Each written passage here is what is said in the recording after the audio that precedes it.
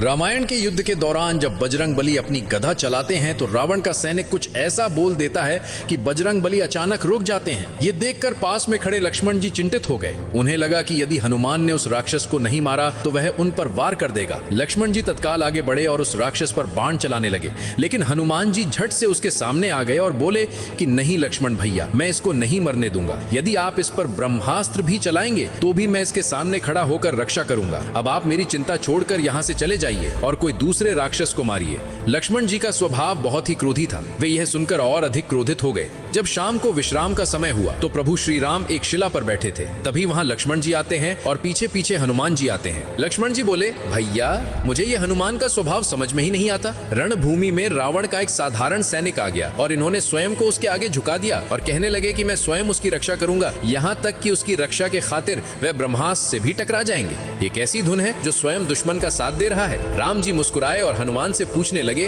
हनुमान क्या हुआ तुम्हारे बल बुद्धि को? रण में अपने दुश्मन को क्यों क्षमा कर दिया? तब हनुमान जी निडरता से बोले, प्रभु जब मैंने उस पर प्रहार किया तब उसके मुख से भयवश हे राम निकल पड़ा। राम नाम सुनकर तो मैं स्वयं को भी भूल जाता हूँ, फिर चाहे कोई शत्रु ही क्यों ना हो।